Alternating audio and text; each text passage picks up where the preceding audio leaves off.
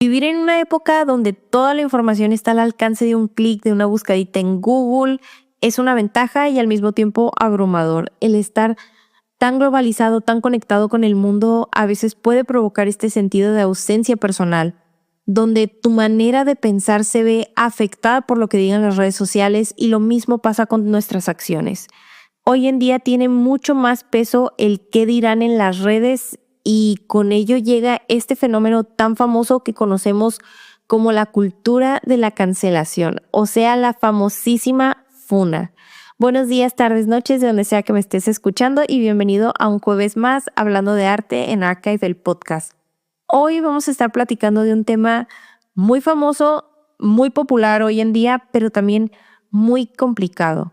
Mi artista favorito está cancelado. ¿A cuántos de nosotros no nos ha pasado que el artista que tanto amamos, que amamos su trabajo, que nos inspiró, que nos metió al mundo del arte, que hizo que amáramos el arte como tal, resulta ser una persona muy problemática y muy cuestionable? Y sobre todo para nuestros estándares contemporáneos. Cuando uno se entera de esto, siempre viene acompañado de estas crisis de ¿qué hago? Soy mala persona si me sigue gustando su arte. Me da miedo decir que me gusta un artista problemático por miedo a ser funado yo también. Separo la obra del artista. ¿Qué se hace cuando ocurre esto? Bueno, lo primero, yo personalmente te digo que separar la obra del artista para mí es un rotundo no. Te voy a decir por qué. El artista es una parte esencial de su trabajo. La obra no existiría sin él o sin ella y lógico, en la obra vamos a encontrar elementos característicos de su autor, ya sea que su trabajo es biográfico, como es el caso de Frida Kahlo, que nos muestra sus vivencias, sus pensamientos más íntimos a través de sus pinturas. También tenemos a Van Gogh, que su obra está ligada a sus experiencias, su sentir, la forma en la que él veía el mundo y bueno, un sinfín de artistas como Edvard Munch, Marc Chagall, Rothko, Tamara de Lempicka, Remedios Varo, etcétera. O sea, no me alcanzaría el podcast entero para nombrarle a todos estos artistas, sobre todo cuando son modernos y contemporáneos, donde el arte es mucho más personal, como por ejemplo Picasso. Picasso es ese artista que o lo amas o lo odias o incluso ambas cosas, pero ¿qué pasa con este artista? ¿Qué pasa con Picasso? Déjame te platico un poquito sobre él. Como sabemos, don Pablo fue muy mujeriego, tuvo varias parejas y bueno, aquí entre nos, la verdad es que se sabe que muchas de ellas no tuvieron muy buena experiencia con él. De hecho, de un tiempo para acá se ha hablado del problema de misoginia y machismo por parte de Picasso y cómo retrataba a sus amantes. Una de ellas, Dora Maar, que de hecho era artista también, fotógrafa para ser más exacta. Y bueno, ella en algún momento sí llegó a decir que no se veía a sí misma en los retratos que Picasso pintaba de ella, sino que más bien lo veía él. O sea, ella veía la versión de Dora que Picasso veía, que para ella pues eran sumamente distintas. O sea, esta versión de Dora idealizada por Pablo Picasso. O sea, pero bueno, Pablo Picasso es un genio artístico, sí, totalmente. Hay obras que me gustan de Picasso, sí, de hecho, a mí me fascina su periodo azul y su periodo rosa. Entonces, ¿qué pasa? ¿Qué se hace cuando disfrutas del trabajo de alguien que es problemático y no se puede separar a la obra del artista? Miren, empecemos por reconocer el problema, ya sea que un artista sea misógino, sea un bully, racista o tenga actitudes que pueden ser ofensivas hacia otras personas y, bueno, actitudes que simplemente son indefendibles. El reconocer el por qué un artista es considerado problemático, es fundamental porque así evitamos minimizar este tipo de actitudes y no defendemos ni buscamos excusas, pero también debemos ser críticos y objetivos, ¿ok?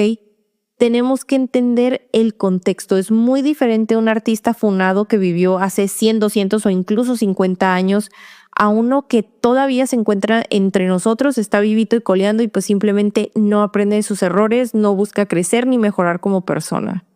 Mientras que artistas como Picasso, Degas, Gauguin, etcétera, vivieron hace bastantes años. Bueno, Picasso murió en la década de los 70, así que él está un poquito más cercano a nuestra época, pero es importante que estemos conscientes que los valores de hoy no son los mismos de hace 100 años ni de hace 200 la moral y la ética son subjetivas, son cambiantes, y lo que hoy está mal visto en algún momento estuvo bien visto, y lo que en este momento está bien visto puede ser que en un futuro no lo vaya a estar. Por ejemplo, actitudes o acciones que son normalizadas hoy en día puede ser que en 50, 70, 80, 90, 100 años vayan a ser vistas como algo mal, con una connotación negativa. Por eso es importante contextualizar, porque ¿cómo esperamos que un artista como Gauguin, por ejemplo, tratara de ser mejor persona si las actitudes que tenía no eran cuestionadas por la misma sociedad?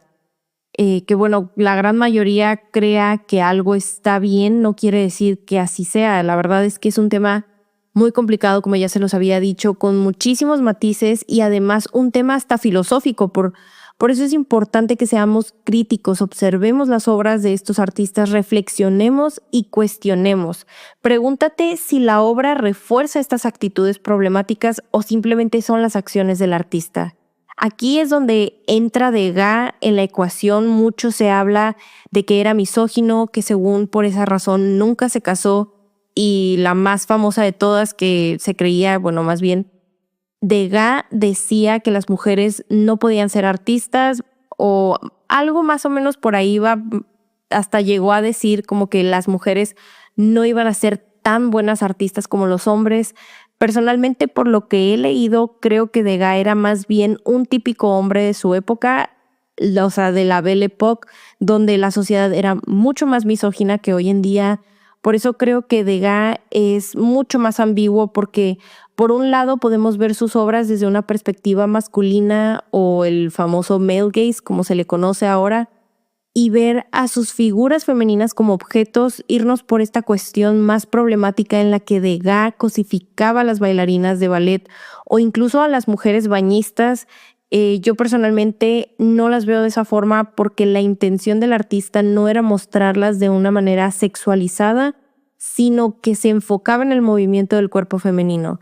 Y aquí podríamos argumentar que el solamente interesarse por la cuestión física y anatómica de las mujeres es suficiente para encasillar a las obras como sumamente misóginas, pero pues esto se ha hecho por cientos de años, tanto con el cuerpo femenino como con el cuerpo masculino. De igual forma, no justifico ni descarto que Degas haya sido misógino, ya que es algo altamente probable por el contexto histórico en el que existió este pintor. Además de que algunas declaraciones que se tienen del artista pues no lo dejan muy bien parado. Pero bueno, hay incluso historiadoras del arte feministas que hablan de Degas como un hombre propio del siglo XIX, como lo dice Eunice Lipton. Ella considera que Degas sí era misógino, pero misógino como cualquier hombre promedio de los 1800. E incluso reconoce que las obras de Degas muestran a las mujeres de clase baja de una forma digna, a diferencia de otros artistas de la época. Y son argumentos como los de Lipton los que me gustan bastante y me parecen muy pertinentes, porque te permiten reflexionar, cuestionar e incluso debatir, además de que te aporta una perspectiva que tal vez nunca tomaste en cuenta y abre la puerta a nuevas lecturas, interpretaciones. Creo que esto es clave en artistas como Degas, pues que ellos, su personalidad, sus actitudes, sus acciones son propias de su contexto histórico. Y bueno, hay otros artistas que creo que no tienen salvación, y por eso pienso que debemos estar abiertos a otras opiniones y respetarlas como tal. Va a haber quienes sean capaces de ignorar por completo al artista y simplemente quedarse con la obra, mientras que otras personas van a preferir alejarse. De hecho, eso me pasó a mí con Gauguin, la verdad. Siempre me ha gustado su manejo del color e incluso tengo un libro biográfico de él, porque no sé, como que quiero entenderlo y de vez en cuando vuelvo a hacer investigación sobre él, pero me cuesta muchísimo trabajo y termino volviéndome a alejar. Y si te estás preguntando qué rollo con Gauguin, pues entre sus pecados vas a encontrar su fetiche por las personas no blancas y, claro, perpetrar el colonialismo, su romantización de los grupos marginados. Y eso sin mencionar que se casó con una niña de 14 años aproximadamente, que miren, yo entiendo que en su época era considerado normal, por así decirlo, y en la cultura de Tahití pues era algo normalísimo, misógino, machista y abusivo, pero pues al final era normal. Y les voy a recomendar un artículo escrito por Meredith Mendelssohn. Ella se especializa en escribir sobre arte y en Artsy publicó este artículo que trata sobre el legado de Gauguin y por qué el mundo del arte tiene opiniones tan divididas con él.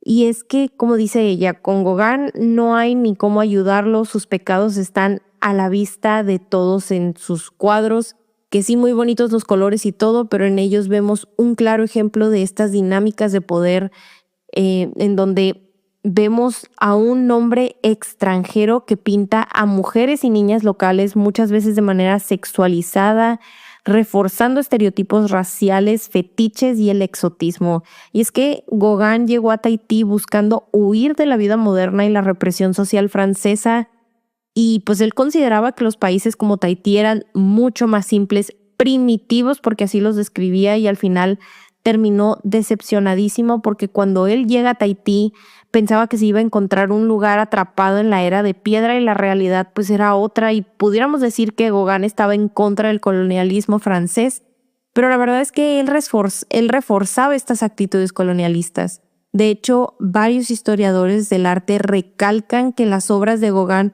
son hasta cierto punto fabricadas, creando un misticismo falso en sus obras, mezclando lo europeo con, o sea, los fetiches europeos con ciertas tradiciones tahitianas. Y ya nomás para rematar, tuvo 3 esposas también tahitianas de 13, 14 y creo que la tercera tenía 15 años, no recuerdo, y a las 3 las contagió de sífilis, que por cierto, él ya pasaba de los 40 cuando sucedió esto, y aún así, con todo en la funa, Gauguin es reconocido por sus contribuciones al arte, habiendo inspirado a artistas como Picasso y a Paula Modersohn, pero es importante estar conscientes de lo que hay en el lienzo y lo que hay detrás de estas obras.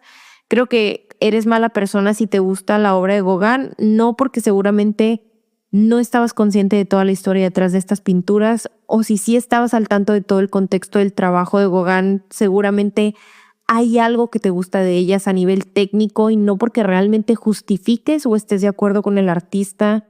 Y ya para cerrar con Gauguin, la verdad es que pues un tema muy complicado, muy difícil de abordar, pero ahí nomás, o sea, como pequeño dato curioso, en Tahití utilizan sus obras como marketing, o sea, como para hacerle marketing al país. Y a mí la verdad lo que más me hace ruido es la cuestión de las niñas esposas, que me perturba muchísimo verlo en un lienzo, pero lo demás creo que tiene muchos matices, no todo es blanco y negro, y al final creo que es una cuestión de decisión propia. Podemos admirar a Gauguin como artista sin idealizarlo ni romantizarlo, y recordar que una obra de arte, al ser expuesta de manera pública, deja de pertenecer 100% al artista porque también existe el espectador y es un juego de teléfono descompuesto entre lo que el artista quiso decir o plasmar y lo que el espectador siente, ve y entiende en una obra. Reitero, es un tema muy complicado, sobre todo cuando se trata de artistas que ya murieron y que son un producto de su contexto histórico.